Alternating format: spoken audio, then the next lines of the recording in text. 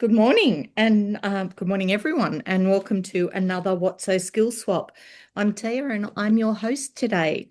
Whether you're joining us from one of our WOTSO locations, your home office, or somewhere else around Australia, thank you for spending the next hour with us. At WOTSO, we believe some of the best learning comes from our own community. Skill Swap gives our members an opportunity to share practical, real-world experience and proven strategies that help businesses grow. Today's topic is one that almost every business owner has wrestled with. Whether you're trying to win your first customer, consistently generate leads, or build a sales team that doesn't rely solely on you, today's session is packed with practical advice and that you can start using immediately. I'm not going to tell you too much about the Founder Sales Solution team because I know that they've got a few slides there, but they will be sharing practical strategies that they use every day with founders across Australia. They've got quite a few things to cover, so I hope you've got pen and paper handy. Just quick housekeeping before we begin. Keep yourself on mute during the presentation. We'd love to hear from you. Please pop any questions into the chat throughout the session, and we'll collect them as we go and leave plenty of time for Q&A at the end. Okay, Pete, I'm going to pass it over to you and the team. I'll let you introduce them. Perfect. Thanks, Tia. I'll introduce JB and Tammie, who we've got from Founder Sales Solution in just a minute. But just quick shout out to anyone. Maybe you've seen my face around. I've been coming to WOTSO Bondi Junction for 4 years now. So great to be part of the community and be able to give something back here today. Been all around Melbourne, Queensland, all the different offices. It's a really good setup that they've got. I love being part of it. So today, guys, we're going to run this session around the B2B Sales Blueprint for founders. We've got a whole bunch of different slides. We're going to make this interactive, so we're going to get you to do a short little self-assessment in a moment and see where you're at, so you can be really specific with where you can move the dial on the revenue function in your business from a B2B sales perspective. So we'll do a quick, the background of Founder Sales Solution, the team that we're going to be talking to from today. A couple of really basic case study sort of examples of what happens when you can move the dial on revenue in your B2B sales function. A couple of key mindsets, a scorecard, like I mentioned just before, to see where your business is at. And then we're going to go through the 4 pillars of opportunity so that you can really work out which levers and dials you can move in your sales function to start building more revenue as soon as possible. So let's dive in. Quick intros for the team at Founder Sales Solution. I'm Pete. I started this 5 years ago off a complete accident. A mate asked me to help him build some more B2B sales, and we did that. And we ended up tripling revenues within 6 months. And that's kind of where the whole story of Founder Sales Solution got started. We've got Ken, who's our playbook builder. So he's an expert of really codifying your sales process and getting that all together so you can scale and build a team around it. We've got Tammie, our sales and marketing partner. I might give you a quick moment to say hello, Tammie. Oh, hi. Anything more, or is that okay? I think that does the job. Tammie's been a first sales hire many times and been involved in marketing agencies. And we got JB who will have say hello as well. Hey everyone, how are you? I'll give a little bit of background when I talk through my slides. Yeah, perfect. JB's our international sales partner, so he's actually based over in Orange County in the US for anybody who's trying to do selling over there into the States. So anyway, enough quick high level about us. We've done all sorts of things in terms of being founder ourselves, been first sales hires, had all sorts of really good results in terms of building revenue in small businesses. And we get this whole, like, how do you set up a revenue sales function from scratch? That's our niche. There's lots of good sales leaders out there, but that whole getting it started from the ground up, that's where we play and have lots of experience. And we've raised capital and been involved in all those sorts of things too. So I mentioned really briefly just before that I got Founder Sales Solutions started from a mate of mine. This is that mate. He came to me and was just like, oh, can you help me hire a salesperson? I said to him, well, why do you want to hire a salesperson? He said, I want to build a business and I don't have a background in sales. I said, I totally get that. But what if instead of hiring a salesperson, we got you some support in terms of getting more ROI from your selling time? What if we bought you a bit more selling time via hiring an operations person, and then you doubled down on the sales in your business? And we did that. And so instead of hiring a salesperson, he ended up tripling the revenues of his business before that. Before that even happened, right? So there are lots of different ways to kind of cut this pie of, I need to make more money. I need to make more revenue in this business. It may not be the conventional way that you think. That may actually make a lot of sense, but there might be other paths that are more cost effective or allow you to get faster growth. And there's different ways to look at that. And hopefully some of what we go through today will help you think about, what are those sales habits that you can build? What are those different avenues that you can head down such that you can really start generating some more revenue in your business? This was a little bit of a different scenario where we built, really focused on the sales elements that we're going to go through today in terms of putting some foundations in and then hiring a salesperson, a different little story there. But anyway, I won't dive too much into all the different things that we've done with people. I really want to get into the content so everybody today can walk away with really specific action points to go and generate more revenue in your business. So just before we start getting into the tactical side, I do like to put this slide up because I think sometimes there can be a bit of resistance from founders getting out there and selling. I want you to know, it doesn't have to be this, unknown dark arts black book of sales and this magical thing that we don't really understand, and we kind of just cross our fingers and hope that sales work out. You can actually put structure and process around it. There are tried and true things that really do make a difference, particularly when you come at it with the authentic angle as the founder or as that first sales hire or those sorts of things. If you bring authenticity into sales, and take on a mindset, I've got this here on point 2 on the slide, right? You can totally be a good human and make good sales and make good money. The key to sort of reinforcing that mindset, just be okay to walk away when something's not a fit. If someone's not the right fit for you, or they're not the right fit yet, they need to go and get some other things sorted, or those sorts of things. If you can have that mindset of being like, I'm totally cool to walk away when it's not a fit, or if it's not the right timing, but if it is the right fit, if it is a good move for them, then I'll have a conversation with them. And if I can use some things that I learn about sales tactics and things to help get them across the line, that's totally ethical. Everybody wins. And that's the place that we want to come from. And in a really simple sense, because sales can be totally overcomplicated, it's just about asking really, really good questions, helping people figure out what's a fit for them, what makes sense for them, and what allows them to build to solve the problem or achieve the thing that they're hoping to, as a result of working with you or your business. And so if we come at sales and we look at sales from this foundational kind of perspective, we've got the right frame to come in and start using these different tactics that we're going to talk about on the coming slides in just a moment.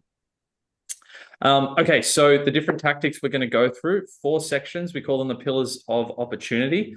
We've got finding leads, your sales process, your approach to conversion optimization, and then enabling others to sell on your behalf. Now, that doesn't necessarily mean hiring a direct salesperson. That might mean somebody in your team stepping up who's in the delivery function or in a marketing function or other things to get involved in sales to kind of help you get through that next phase of your business. It really depends on where you're at as to what makes sense there. But that 4th pillar will kind of talk about some options of things that you can do there.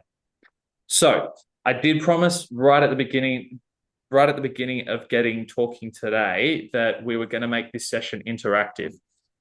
So if everyone can go and take out their phones or grab that link that's up there on the slide and take that QR code. It literally takes 2 or 3 minutes. It's a really quick scorecard. It's about 18 or 19 questions, so that you can look at those 4 pillars of opportunity and see where you currently sit. So I will give you a quick minute or two, everybody on the webinar, to just take a moment to do that. And maybe if one of the team can drop that link that we've got there into the chat in case anybody's having challenges with QR codes and things, that would be fantastic. But yeah, just jump in, be honest. Don't worry if you're saying no to a bunch of things or something's not quite landing with some of those questions for you. Just zip through it real quick, trust your gut.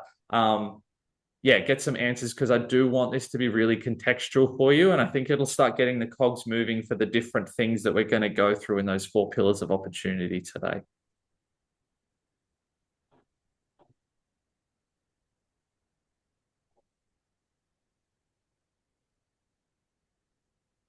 And I see JB's just dropped the link there if anybody's having in the chat for everyone. So if anybody's having a challenge with the QR code there, just go ahead and do that.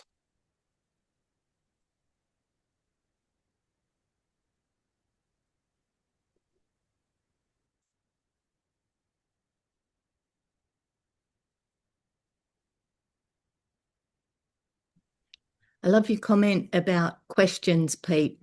You can't go wrong. There's never too many questions because you're never going to find out what somebody needs or wants if you don't ask questions. And years ago, someone told me that the only stupid question was the one that you forgot to ask. So ask questions. It's the best way to find out what people need or want or how you can help or what the next step is, isn't it? Yeah, 100%. And I think that ties so closely into sales, right? Because if you think about the nature of questions, you're getting curious about people. You're trying to understand their point of reference on the world, their challenges, their world, what that looks like, and that allows for really open, interesting conversations that open things up. Yeah, no, it's a really good call out. Thanks, Tia. No problem. We'll give everybody just another 30 seconds or a minute to zip through those questions. And guys, as we're going through today, if you do have questions about the content or questions about the scorecard that we've just put up there, feel free to drop them in the chat as we're going. We'll try and answer them towards the end of today's session. But while they're hot on the mind, feel free to drop them in, particularly given Tia's little prompt there. Gotta ask good questions.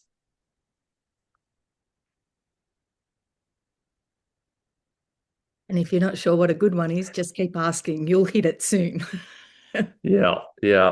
Good work, Chris. There we go. 72%. That's a solid result. That's a good foundation. In each of the 4 sections, I'm sure some scores will be higher and lower, and you guys should all see that on the results page as you're going through. We'll give it just another few seconds for anybody who's finishing that off. And feel free, if you've gone through it and you got your score ready to go, just drop that in the chat, just like Chris has there.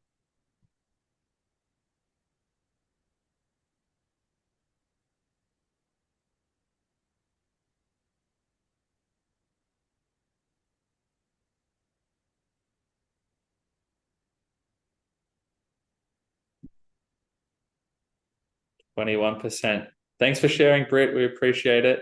No worries. It's totally expected to have those sorts of results. Means that there's lots of things that you can do to really move the revenue dial, which makes it kind of exciting if you look at it from that lens.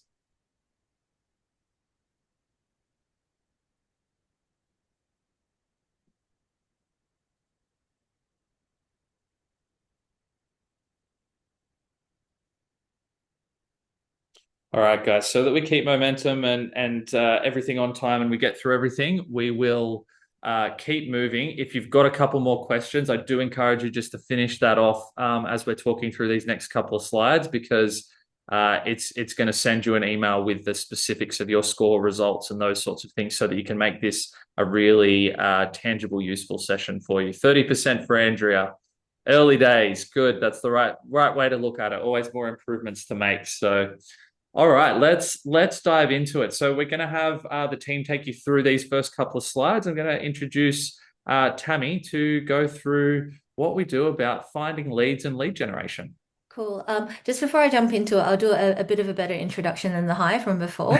As Pete mentioned, I've been a first sales hire multiple times now, and one of those companies attracted investment after 3 years, and the other one scaled to 6 offices across 3 countries in APAC in a really short period of time.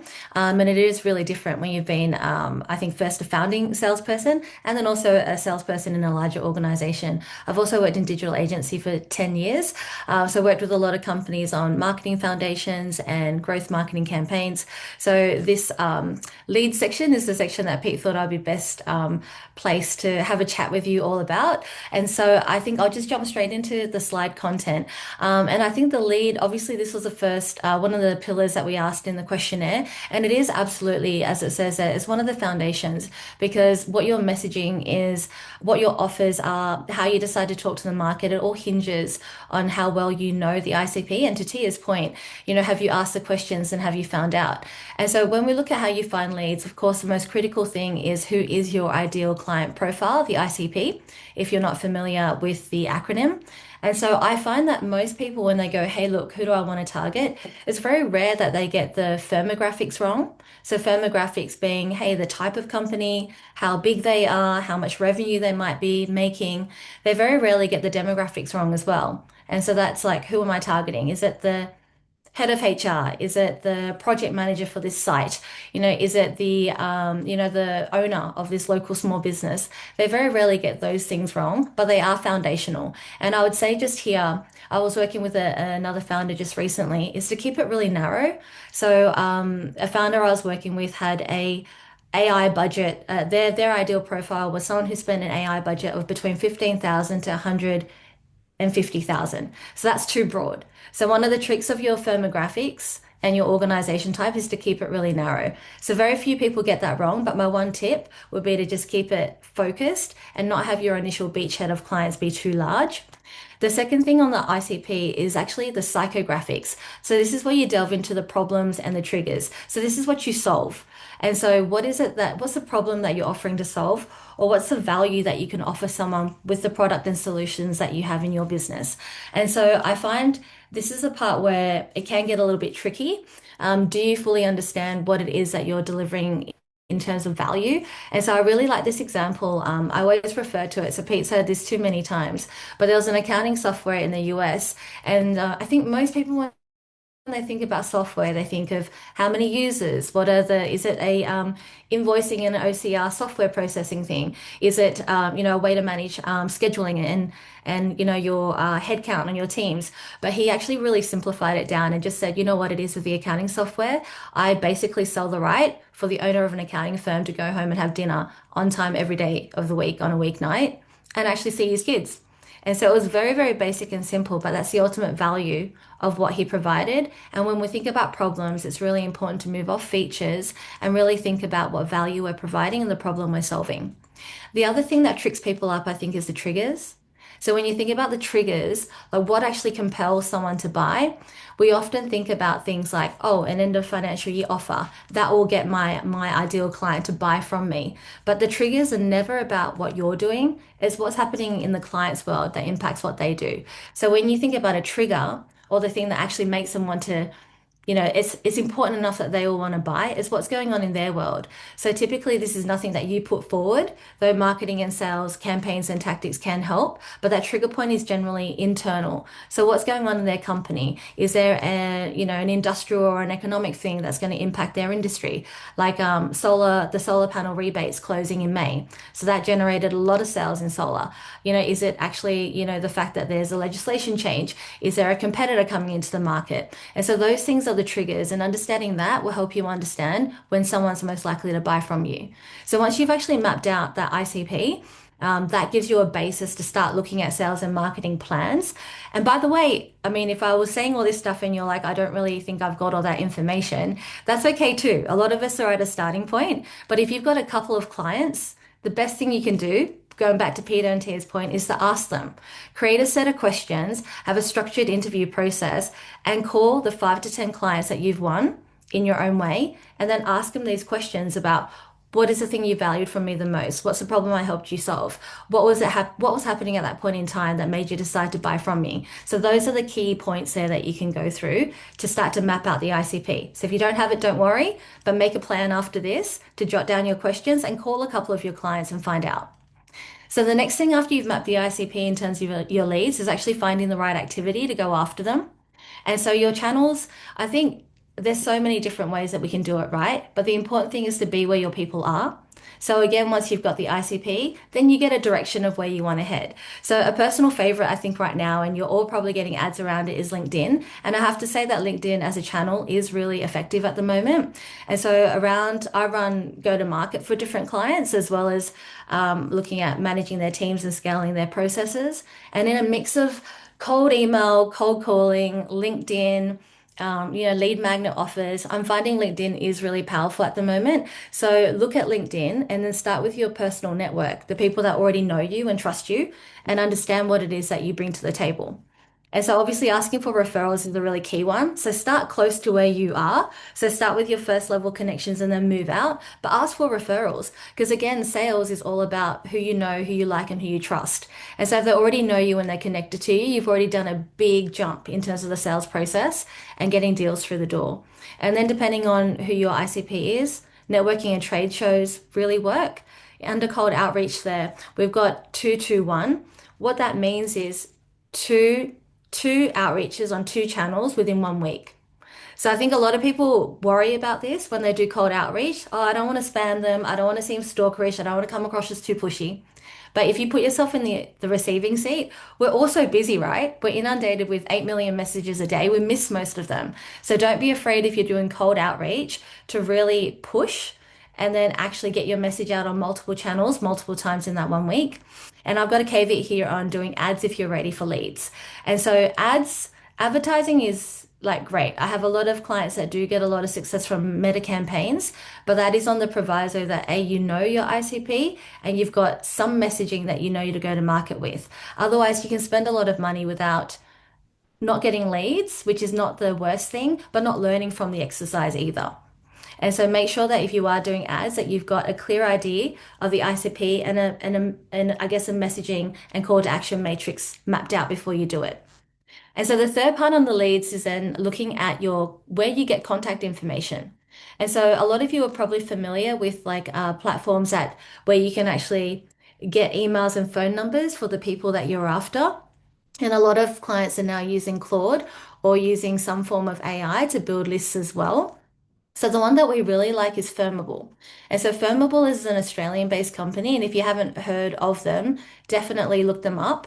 They would be a little bit pricier in terms of subscription, but I think both JBP and I, if you were to ask us about personal experience, their deliverability rate and the accuracy of their contact data is definitely stronger and better than what we're seeing across Apollo and Lucia, especially for the Oceania and the APAC market.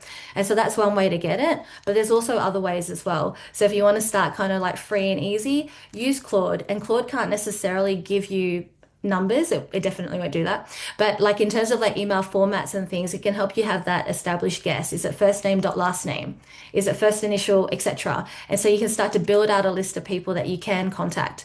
And then the fourth point on this, yeah, so Pete's just popped into the chat as well. If you do want to test out Firmable, there's a 2 week free trial. So yeah, absolutely high quality in terms of the contact information that's in there. And so just coming back on the point on ads, if you are starting, if lead gen is one of your weak points right now, move off from this with your ICP and then start to design some experiments. And so what we often see with founders is they might try one channel in isolation without a clear kind of hypothesis around what they're doing. So not only do they not necessarily get leads, and again, that's not the worst thing. The worst thing is when you do it and you don't learn from that experiment. If you put $500 or $1,000 to ad, or you invest in Firmable for a couple of months, the worst thing that can happen is that you do not move your business forward and you don't learn from those lead gen experiments. So I typically view go to market in a bit of a grid. So I will look at if you're going to go out to market, have almost like a 2 by 2 by 2 grid. So you've got two different ICPs, for example. You might have two different types of messages. You might have two different kind of channels, and you might have two different call to actions that you have off the back of that. So that's a pretty big grid. And just because because I know the numbers, you probably want 800 to 1,000 contacts running through an experiment like that. But the point is just to design a structure around going to market because otherwise you don't learn from it. So if you know you've got one ICP, but you think, I might be able to get them into a demo or I might be able to book them in for a coffee, use the two different options as your call to action, and then you've got an experiment. If you want to go a layer deeper, hey, I think, people are shopping around for solutions like me, so it's a price-based messaging that I'm going for. Or, hey, I think people don't really understand and I need to give value. I need to give them some kind of like an ebook or like a magnet to build the trust. So these all form messaging and call to action experiments that you'll build and then take to market.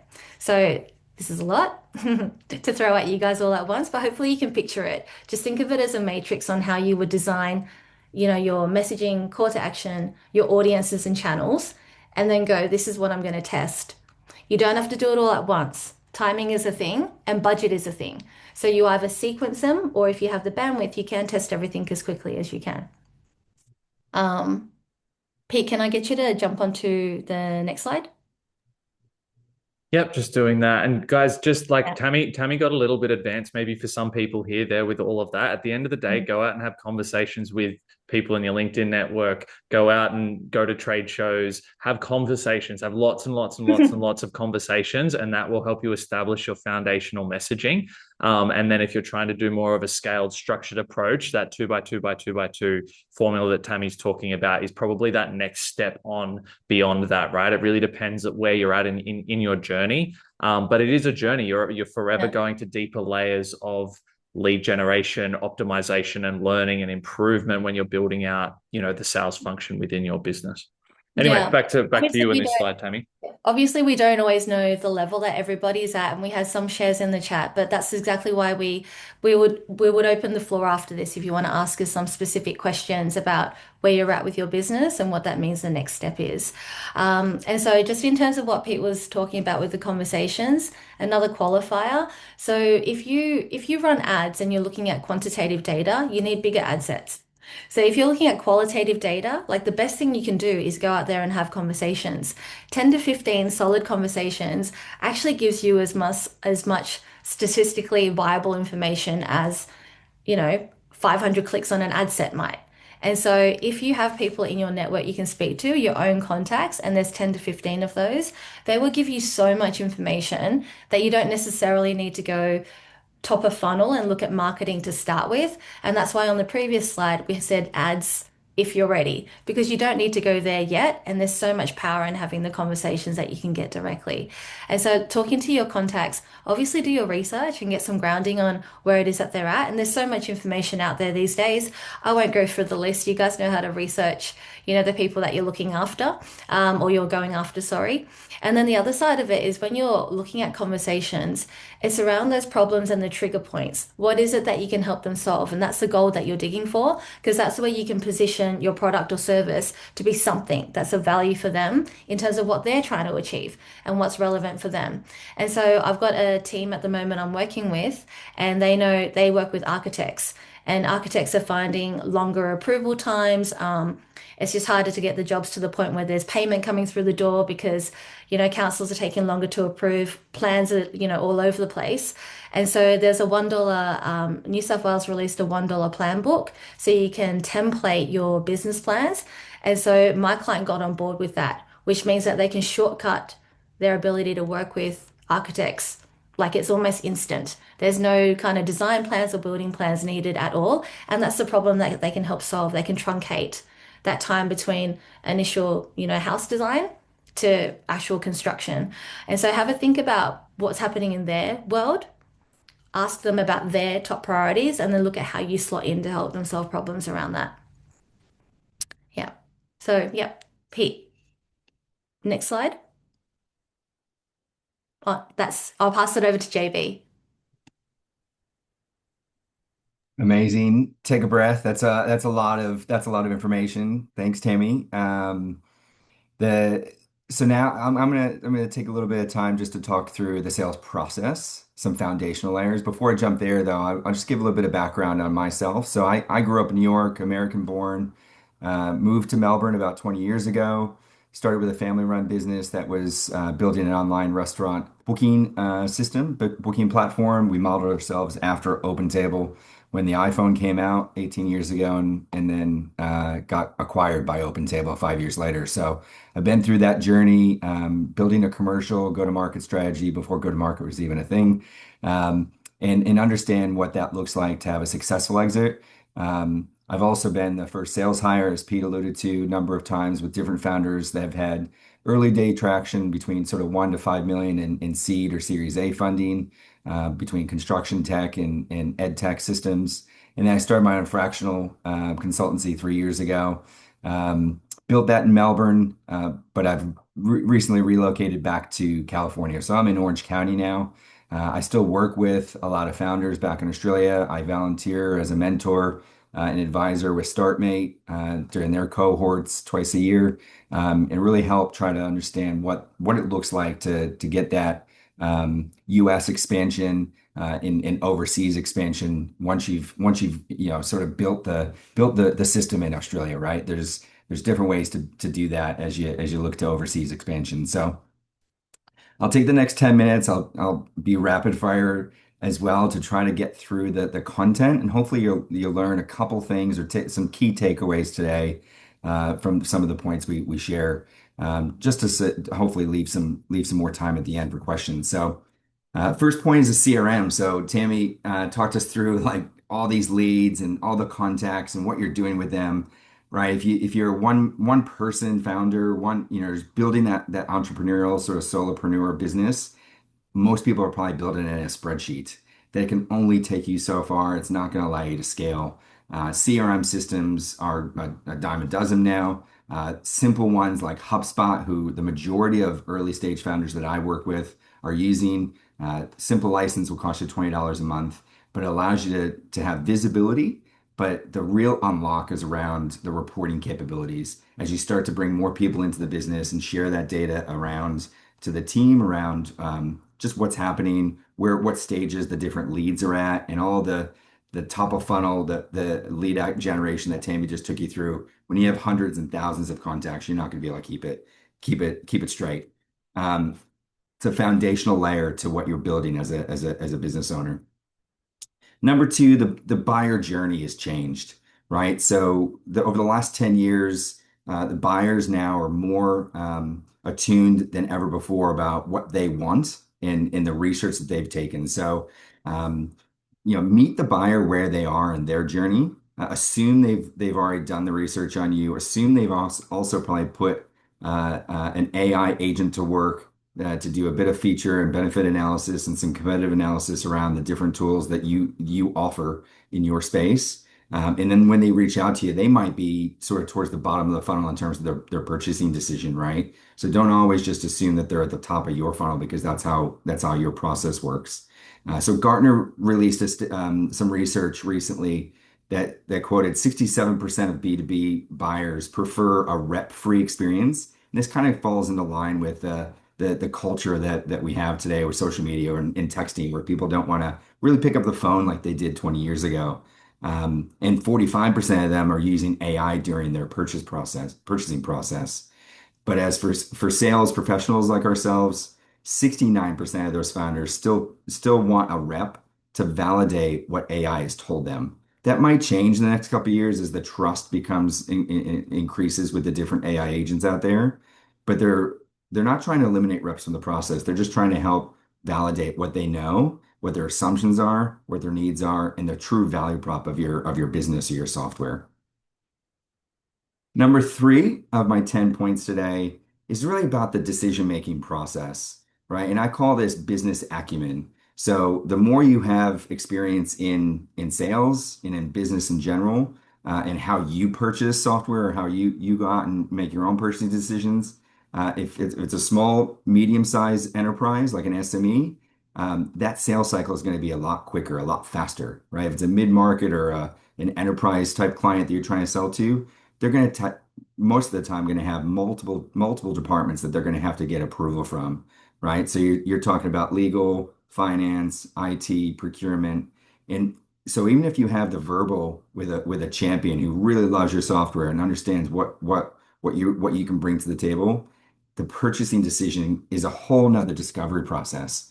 So you really have to understand how to ask those questions, going back to one of the threads from earlier, asking questions, listening to what that process looks like two sort of useful tactics that I found to really be an unlock for me is asking what the process looked like for the last piece of software and this is coming from a B2B lens, but the last piece of software that they've launched internally, how quickly was that software adopted across the business company wide? Who were the early adopters? What were the challenges to get usage of that platform internally? So that question will really tell you where some of the challenges lies from a cultural perspective within their business to be able to like sell your product, right? And get them using it. The second unlock is around talking about implementation plans or rollout plans. So that again, the bigger the size of the deal or the organization you're selling into, the more important this is to tie that into the contracting process. So you can outline step one is, all right, we signed the contract. Then step two is to get a training session with all of your key end users on board. Step three is to then roll out in a phased approach for the first quarter. Step four is to then take it out to a wider business unit, right? But if you can actually work out an implementation plan that's really scripted and the champion has all of their internal ducks in a row, then signing the contract is just one of 8 or 10 different things that that person has to do in the process. If I could Um, add to that, JB, because that's yeah. a really good point. Because a lot of, I think a lot of the founders are working with right now are building things that are AI native or have like I mean, that's obviously the way everyone's going. But to JB's point, this is actually still really new for a lot of the clients you're probably selling into, and you can't understate the importance of their appetite for change and how quickly that organization might be willing to adopt. And so you might have the best AI driven way of doing a new thing. It's an innovation and it's going to solve a lot of problems. But to JB's point, that decision making process is just the start. If there's a whole implementation and a culture and an education piece that needs to go through with that in order for them to realize the value. Yeah, so it was a That's good right. call out, JB. And change management is really like your biggest barrier to sale, as anybody trying to change a process, right? So, a lot of software over the last 20 years has taken Excel spreadsheets and in a very simple way automated them into an online platform, right? Whether it's HR or finance, different types of systems out there, right? But the hardest thing to do is to get people to change a finance team who have been doing the same thing for 20 years with an Excel spreadsheet that works to now have to implement it into an online platform, right? So the need to change has to outweigh the need not to change. And that's just human behavior, right? So you have to really ask questions to understand how you're going to make that happen when you get into the implementation phase. BAM FAM is something that I've probably been doing for my entire career, but I only came across this acronym about 18 months ago. I didn't realize there was an acronym for it, but it is one of the, again, single biggest unlocks, which is it stands for book a meeting from a meeting. So when you're recapping the conversation, whether it's in person or Zoom, and you're talking about next steps, always make sure you book another meeting to keep the conversation going. And I typically will say same time next week or same time in 2 weeks' time, because if that person has 11 o'clock on a Tuesday morning available, they're most likely going to have that time slot available every Tuesday morning and not have an internal meeting. Everybody gets busy, right? And so you don't have to worry about sort of chasing or somebody ghosting you. It's just the professional way to do it. Moving on to weekly sales meetings in the conversion optimization portion done towards the bottom. Point number 6 for me today is around just talking about sales meetings. So whether you're a solopreneur and it's just yourself or you have a small team of people, putting some structure around whether it's a weekly, fortnightly, monthly, just review of deals, leads coming in, how they're moving through the funnel, and it starts to build accountability and transparency within your team, and it's a culture that's really being fostered. I'd say make sure there's always a note taker. We all have our note takers in our Zooms now, but make sure you circulate those meeting notes afterwards, and everybody's essentially held accountable to what they've said they're going to do over the next 7 days. And then you kick off the next meeting next week with the same action items and how did we go. Everybody gets busy, so sometimes we all reprioritize, and you're not holding people over the fire if they didn't do what they said they do. They just have to explain, well, why didn't you make those 100 phone calls this week? Well, I got distracted because we got the biggest tender to come in and it was all hands on deck. Yep, great. But you want to be able to see progress being made every 2 to 3 weeks. So when Tammie was talking about the experiments, you should be able to see results from those experiments coming in after 2 or 3 weeks. And if the meetings aren't being booked or deals aren't being progressed at the rate and the pace that you expect, you really should look at the ICPs again, the messaging, make sure everything sort of aligns the right way. Maybe your collateral doesn't match with your website in your sales team's message, right? Sometimes it's not always the same words that we're using. So accountability is a really, really key piece. It is. And JB, I'll just add on to that. Guys, for any of you that are a bit smaller that don't have a team in place and it's just you out there selling, it's really helpful to build that cadence of regularly having a sales meeting. When I started one of my businesses, I had a Tuesday night call with my mum. And I said, Mum, these are the deals that I'm working on, and this is what I'm thinking about, and this is how I'm going to change things, or this is what I'm going to do to try and move it forward, right? Don't use the excuse of not having a team to not have a regular cadence of reviewing how your sales are going in your business. There is a way, whether that's with your mum, with your business partner, with somebody in your team who's not doing sales, or with your sales team, doesn't matter. Build that cadence and that focus on your best, most important sales, because thinking about it brings to the surface that ability to unlock and make those deals, progress and move forward faster. And there are mentor organizations out there that provide mentorship. So I volunteer my time in a number of different organizations, and that's my job as a mentor is to take notes around what they said they were going to do last week, and as a founder, holding them accountable, right? Like that is the pace of accelerators in a 12-week start made accelerator option is to move really fast. But you can find mentors or people out there that'll help you sort of keep you accountable to that to what your goals are. And we'll make a couple sort of just other points on this as well. Early stage growth does often rely on Hail Marys to hit sort of month end or quarter end targets.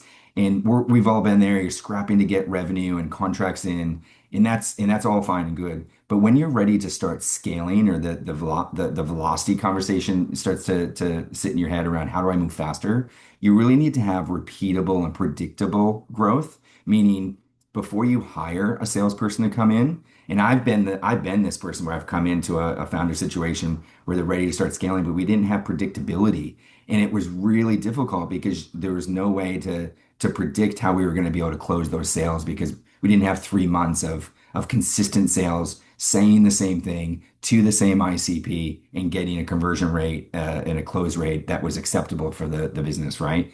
So I'd caution everybody to before you put those sales hires in place to get 3 to 6 months of consistent sales in place with selling if you're a solo founder, selling consistently the same way. The last couple of points here before I hand over to Pete, just talking about sales methodology. There are a number of sales methodologies out there. Pick one and lean into it. You might evolve over time as your career in sales takes off. I learned my trade through Spin, which has now become Spiced methodology. Love it. And there's a ton of, I think Winning by Design's got a ton of online YouTube videos out there. You can do night and weekend sort of training courses on that. Train offline, learn the key tactics around how to implement in the questions that you ask, because it's really the questions and how you frame some of those questions, and then listening to the client to be able to get the unlock and what the impact is in the need, right?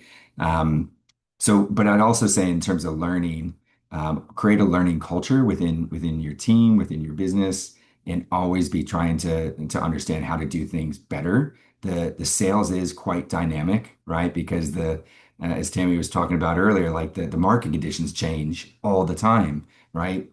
Bombs might go off, a war might break out, the Strait of Hormuz might have issues with oil coming in. Everything sort of fluctuates, and that creates tension for businesses in terms of how they spend money. So you have to be able to understand some of those. And again, coming back to the business acumen. Last couple of points here on sales coaching and in the I guess the comp range. Generally speaking, sales reps are going to be in the base range of 80 to 160. You should use the bands of about 20K in 20K bands to get more from a junior rep up to a more senior rep. Depending on your sales cycles, the complexity of your product, if you're selling up market to enterprise and how difficult that sale is to procure, you're going to lean more towards the junior or senior type of rep. And as Pete mentioned earlier on one of his first friends that was asking for some support, rather than hiring a salesperson, they hired an operations person. So there's different ways to sort of look at how to increase capacity to be able to increase revenue, right? But you got to match up those comp plans to your business needs. And then the last one I would say is just around headspace. sales reps are human beings, and I respect anybody that's in a lead gen role. I think in my 25 years, it is the single most difficult job in sales. You have to have a thick skin. You're going to get rejected a lot. It's the hardest job. You need to be self-motivated, right? So it's not an easy place to be. And as managers or as founders, create an environment that's really, really positive, and you can celebrate the wins where you can, but just keep your team's mental space and mental load sort of in check as best you can. Yeah, and it really does make a big difference. I remember JB, my best and my worst sales quarters as a sales rep. First sales hire, by the way, guys, so is totally relevant. Were directly related to my own personal headspace. I went off and got some coaching, mindset wise and things, and that changed my results in the next quarter when I'd come out of a bit of a bad sales quarter. So there is the sales skills and tactics that we all need to lead and all need to learn, and hopefully you guys have picked up a few of those as we've gone through today's presentation. But if you can get yourself mentally in a good state before you go out there doing selling activities, that will directly correlate to the effectiveness of your sales time, right? Because we're dealing with humans, and if you're in a good space, you come off in a different way. So it's something important to factor in. I'll just call out real quickly too, in the sales methodology area. For anybody who doesn't know what a sales methodology is, it's a structured way of scoring a deal.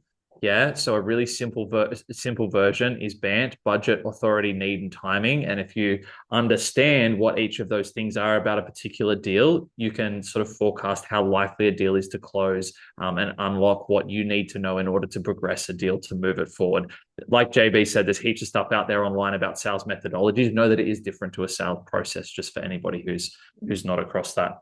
I just wanted to quickly call out. I know like we're going on time, Pete, but just be careful with the 80 to 180K bandwidth and the bands that we're talking about. Sometimes the best person for your business, even if you have budget, is not the most expensive person you can afford. So going back to headspace and culture, guys, if you're looking at onboarding a salesperson, really have a look at what it is that you need. It could be the operations manager, but just also be aware that when you hire a lot of experience, it also comes with a lot of expectations on their side of how things should work, and they may not have the hustle of a small business.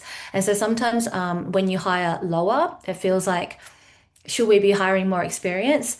But potentially no, because you need someone who's able to flex. And sometimes the more ingrained or experienced a person is, they do bring experience, but it's harder for them to flex. So really kind of finding that right person is part of what people go through next as well. Yeah, thanks, Tammie. Good call outs there. That right person, really the being small business ready, right? Being ready to work in a small business is probably the first pillar. And the second pillar is that concept of like, what is the right level of experience that you need? I went into a small business and the founder fell off his chair when I told him he had to hire 150K a year base salaried sales rep. Otherwise, it was a waste of time. He was like, I'd never spend more than 120 on a salesperson. If he had have hired a 120K salesperson, it wouldn't have worked because he had too much of a really, really complex sale. He needed a more expensive rep. In other situations, you can go someone much cheaper. And I know a lot of founders think about commission-only sales reps. I've written posts on this that have gone viral on LinkedIn and things. In B2B sales, if you know what you're doing, you walk into a 100K base salary, right? So oftentimes it's better for you as a founder to build out more process, get more ROI from your selling time before you hire salespeople. And that's a whole conversation we can go deeper on and follow up with us offline if you've got any questions about that. We're more than happy to talk about that because this establishing a sales function is absolutely our bread and butter and what we do. Now, I am conscious that we're getting towards time and I do want to spend some time on Q&A. So I'm going to zip through the fourth pillar really quick. So that you've got a bit of a frame of reference if you've got people in your team that are doing sales on your behalf, if you're looking to get to that place where you're getting others selling on your behalf as a founder. You want to have structures and targets. Yeah. So what I mean by that is have a goal for the year. Is success hitting 100K in revenue from that salesperson or 1 million or 10 million? Break that down into quarters so you've got goals and you've got things and context to look at any of the sales work that you're doing so you know what success looks like.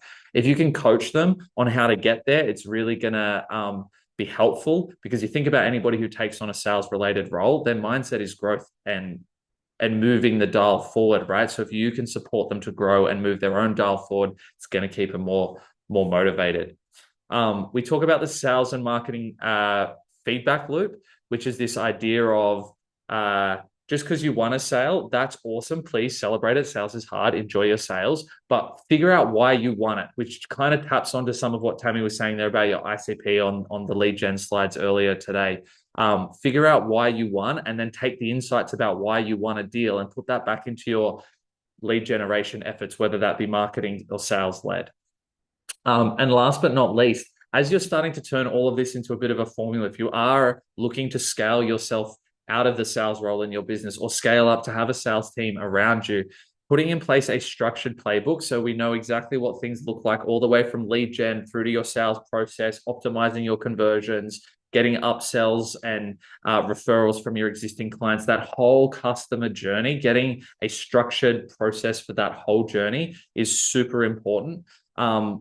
We haven't had Ken with us here today, but he's our expert at building those out. And we've got a bit of a workshop coming up in mid-August. If anybody wants to look at that, the link's just up there on the site. But we do have a bit of a self-assessment, just like you guys all did the self-assessment earlier today on just B2B sales growth and where your opportunities lie on that. If you want to do a bit of a self-assessment on, are we ready to hire a salesperson? We've got a scorecard that only takes 4 minutes specifically for that. That's up here on the slide as well. That's available. So hopefully you can access that, and any challenges, just hit us up on LinkedIn or whatnot afterwards, and we can provide links to those sorts of things.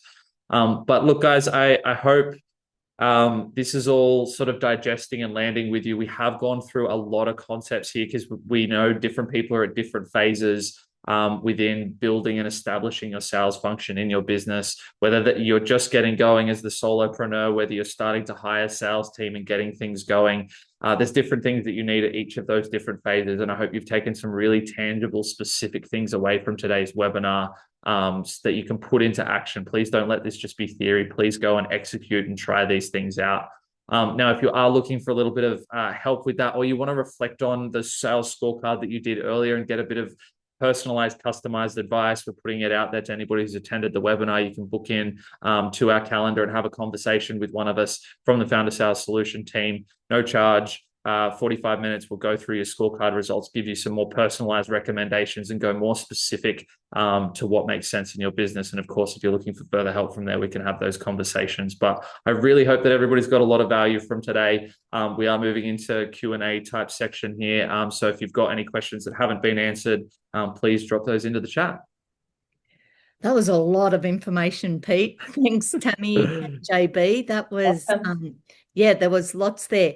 And there was one thing that, another thing, like the whole question thing, right? There's never too many questions. And as being somebody down the line from sort of the bosses in the company I'm with even, I know we introduced a new thing a couple of months ago and I didn't understand it, but I asked the question and just one conversation completely changed my understanding of why we were doing that.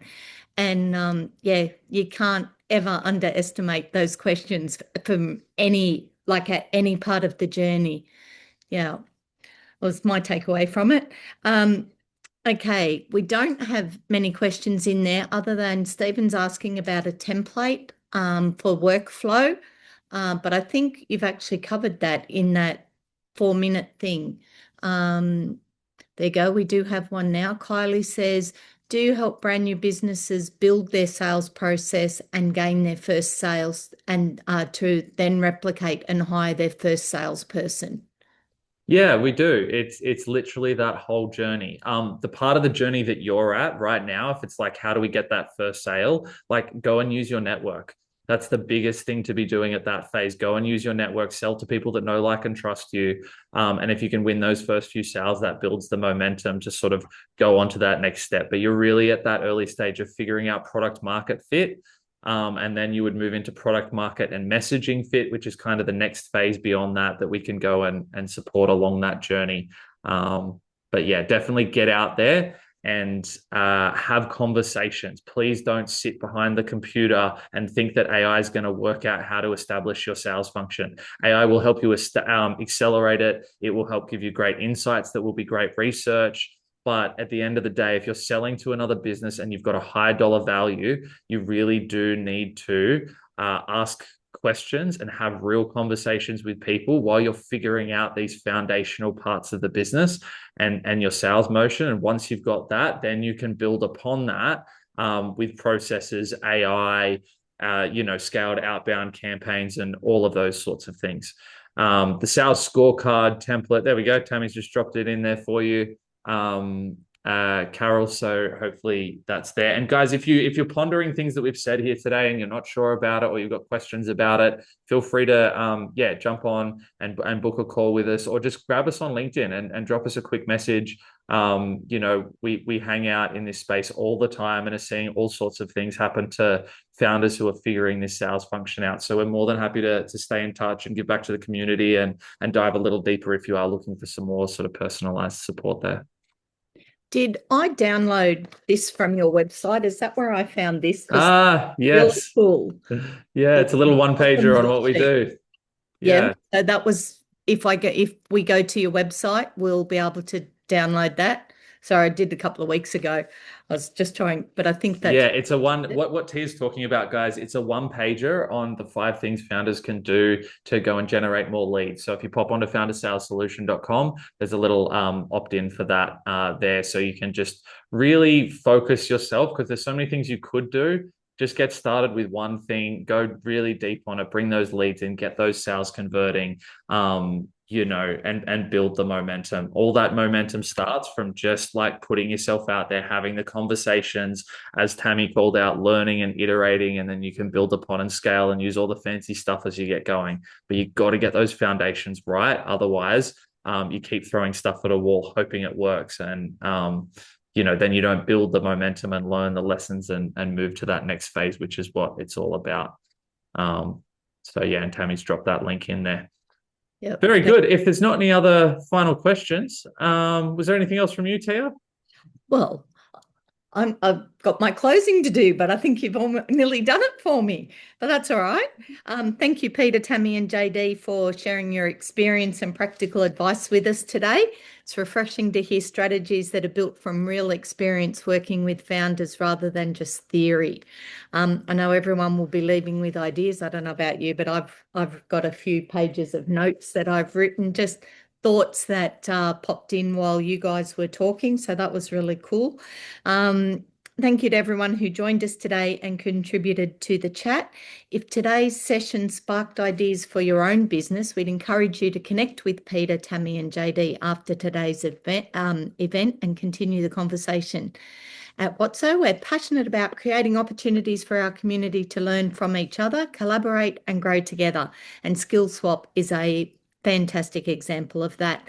We hope to see you all at our next Skill Swap session. Have a wonderful day, everyone. And thanks again. We'll see you next time. And